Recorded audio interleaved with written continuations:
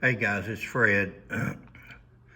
Somebody just sent me a video. It says an hour ago.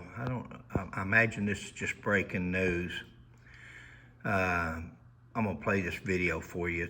It's like the rest I show usually. It's alarming, unacceptable for a police officer. Now, what caught my eye on this, it says Pike County deputy sentenced to more than 8 years for beating, pepper spraying, restraint man.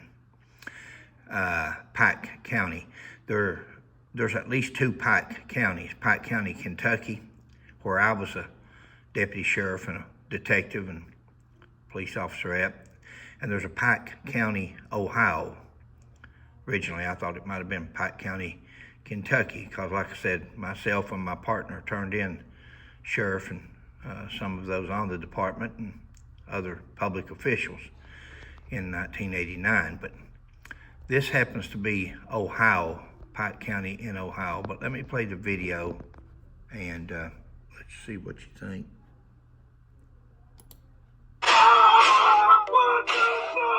49-year-old Jeremy Mooney, he has been sentenced to more than 8 years in prison on federal civil rights violations while employed as a law enforcement officer. We've been told that Mooney was accused of placing a victim in a restraint chair at the Pike County Sheriff's Office in 2019. This is according to Kenneth Parker, the U.S. Attorney with the Southern District of Ohio. So Mooney then is accused of dragging the victim, who was still restrained in that chair, outside and pepper spraying him twice in the face. Mooney is also accused of punching the victim in the head 11 times and with enough force to break his own hand. Again, this is all allegedly when that victim was still handcuffed and in that restraint chair. Mooney was convicted of 2 federal counts of violating a victim's constitutional rights by pepper spraying and punching the victim in the head. The jury also found his offenses involved the use of a dangerous weapon and resulted in bodily injury. He was sentenced to more than 8 years in prison. I don't think it has anything to do with alleged when he's been found guilty and been sentenced to 8 years in prison. So they can probably drop the alleged part. I don't even have to see a conviction. I can watch that video and know that it happened.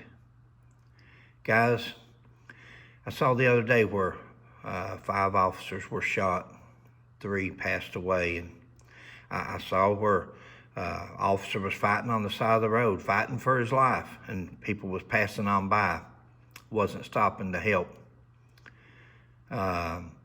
People are just fed up.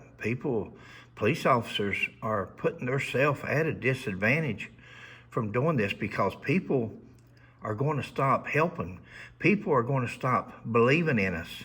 People's going to stop calling us for help when we want nothing more than a beat down when we get there. That's not what it's about. If it takes a badge to give you kahunas, it's not going to work. You go into this job to help, protect, and serve, not to beat down and abuse. We've got to do better. We've got to have some restraint over ourselves. Listen, I'm not saying that sometimes we don't have to fight as police officers. I'm not saying this on every case. There's cases where you might have to fight, you might have to shoot, but let's let that be the cases. But when you have videos, I know that there's people that makes up things and files complaints just to aggravate and abuse the officer. I know that. But there's also videos out there. When you have a cut and dry video of pure abuse, there's no excuse for a man to ever be restrained with handcuffs. This man was even in a restraint chair, and he's using them like a punching bag. You reap what you sow, my mama always said, so where he's going, he may get to see the other side of that. Catch you later, guys. Thanks for joining me. Guys, let's do better. If you're wearing those badges and uniforms out there, let's do better. Let's treat people like somebody.